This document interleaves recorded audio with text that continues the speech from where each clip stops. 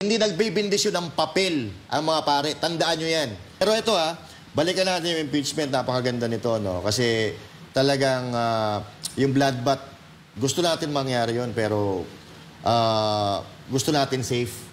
Maging safe si VP Sara Duterte, may Duterte pa rin na makatakbo. Pero kung hindi papala rin, kung hindi pagkakaloob ng Diyos, wala po tayong magagawa. Pero sa tingin, balay mo naman, magtagumpay itong mga kongresista, mga demonyo. Diba? Ito mga satanas na kongresista na talagang gusto pa lumpuhin ng mga Duterte. Kasi malay mo, kumagat yung pamisa-misa nila kanina, may pabas-bas-bas-bas pa ng gano'n para mga tanga eh. Alam mo, kayong mga kongresista, bilang Katoliko, ikinakahiya ko kayo.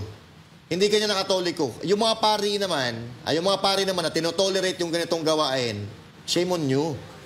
Binabastos nyo. No? Binabastos nyo ang Katoliko, binabastos nyo ang relihiyon. Alam nyo ba kung ano binibindisyonan?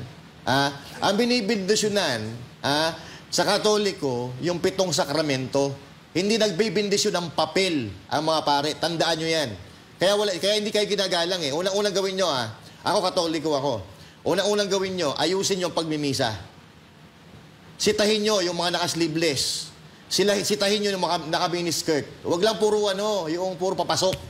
Mag-ano rin kayo. Para maging maganda yung misa, para matuto, para makinig sa mga sermon ninyo. Kaya minsan, alam nyo minsan medyo nakakaano magsimba kasi minsan maingay. Tapos may makikita, mga nakabackless. Hindi dapat, pag sumaharap ka, pumapasok ka sa tahanan ng Diyos, dapat kagalang-galang ka. Sitahin nyo yung ganun. Hindi yung sumasali kayo sa politika, baka nakakalimutan nyo yung separation of church sa state. Tandaan nyo yan, mga pare, hindi po kayo dapat sumasawsaw dyan. Mawawala ang respeto ng mga Katoliko sa inyo pag patulit-ulit yung ginagawa niya. Alam naman namin, ginagamit lang din naman kayo ng mga politiko eh. Buti nga, hindi nag-ano yan eh. Hindi natunaw yung mga yun. Pagkita ko kanina na may suki. Pagka ganun nga ng pare, umusok yung balikat ni Ako. Sabi ko, ay naku po, nasunog. Tsaka ito, nakakaano. Alam nyo, yan, hindi na rin bago yan. Mas naging doble lang ngayon kasi nung kapanahunan ng mga dilawan, strategy na talaga nila yan eh. Na gamitin ng simbahan, gamitin ng mga relihiyon para sa kanilang pangangandidato. At nung nakaraang eleksyon lang, itong nangyaring eleksyon, marami rin nang gumamit yan. Nandyan pa nga si Abalos na isang politiko na bumastos sa isang relihiyon. Yun na nga yung KOJC. Tapos gagamitin sa pagtakbo ay relihiyon pa rin. Diba? Nakita natin na nagluluhod dun sa sa simbahan. Dahil bininyagan din ako sa Katoliko, yan ang isa sa pinaka-toxic na nakita ko sa kasaysayan sa buhay ko. Si Boss Dada, nandyan, Oy, Boss Dada, manahimik ka dyan, mamaya ka na. At saka yan, yung pinaka-toxic na nasasaksiyan ko, yung ganyan, yung may pamisa-misa, tapos magmimisa ka, yung misa mo, patama sa politiko. Dapat kapag nagmimisa kayo dyan, pangaralan nyo yung mga congressman na huwag mangurap, bawal yun, huwag magnakaw, huwag manira ng iba. Yun dapat hindi kasi nakikita ko dun. Kaso, baka naabutan ni congressman. Ano nga pala aasahan natin dun yung pari na nagmimisa dun dating... Isa pa yun.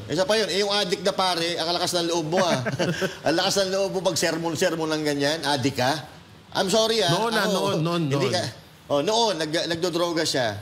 Tapos ngayon, imbis na ano mo yung sarili mo ituwid mo yung sarili mo, tsaka ilayo mo sa kontrobersiya kasi alam mo na may kinabigdaanan ka. Parang ipinangalandakan mo pa I'm sorry. Pero hindi dapat ganun. Kasi walang katulad yung ibang relihiyon, hindi naman sumasali sa politika Pagka nagsasalita lang sila, pagka naagrabyado na talaga yung sambayan ng Pilipino. Pero itong ibang mga itong mga mga alagad na mga dilawan masyado maiingay. Akala mo mga santo-santo na yung mga makikita ko kanina isa patawa-tawa pa habang binibindisyon sila ganun. Binibindisyon lang. Nasasaktan. Kaya pala umiiyak ata hindi tumatawa, So, tandaan nyo, binibindisyonan lang, ginagamit lang ang bindisyon sa 7 sacraments. Okay? Huwag niyong pinaglululoko. pinaglololokan yung mga Katoliko. Ang ano pa nga doon, nakakatawa doon, yung ano eh. Yung habang naglalakad sila, yung may... Yung ano, kanta. Here. Hindi, dapat ang nilagay nyo dun sa air supply eh. Here higher. Hindi yung ano, sabi ko grabe naman. Imbis na maano yung puso mo dun sa kanta. Matatawa ka eh. Visit na matatawa ka. Yung mga mukha, pero mga partner huwag natin kalimutan. Even si Satanas, binabasahan ng si Jesus, binabasahan niya ng mga verses, di ba? Yes, kasi mapagkunyari nga sila. Kita mo, parang ganito rin yan. Ganito rin yan nangyayari sa atin. Hindi lahat ng nagsasalita ng tungkol sa Diyos. Tumatawag ng Diyos ay Diyos, masasabi na natin banal. Correct. Minsan ginagawa nila yan para magmukha lang silang mabait. Mabait. Oo. Pero deep inside, at makikita natin sa mga galawan nila na mali talaga. Eto, isa pa ito, divide and conquer. Yeah. Kinukuha nila yung puso ng mga Katoliko. Oo. Yung mga Katoliko din naman mga tanga eh.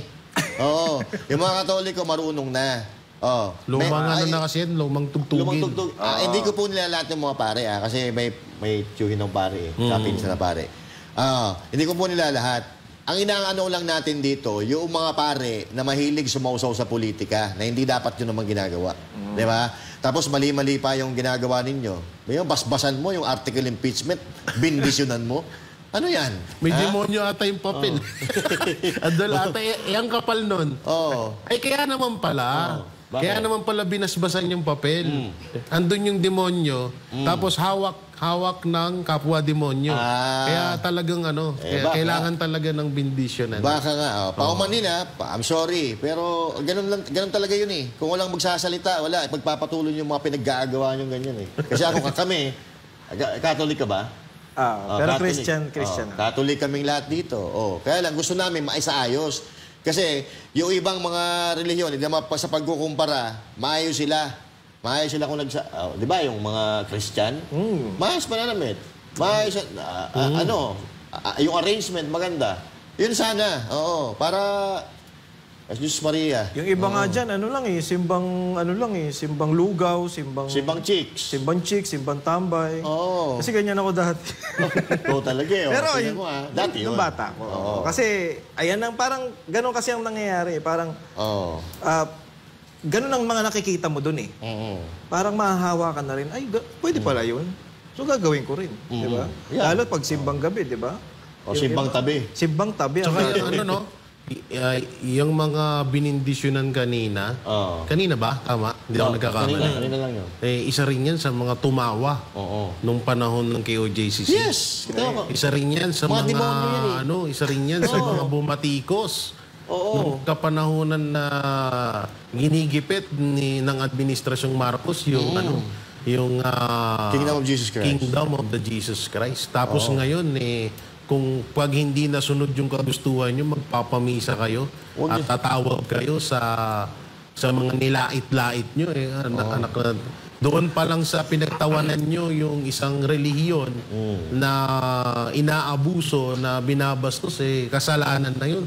Napakalaking kasalanan na yun sa itaas. Tapos ngayon, nakita namin kayo na ganyan.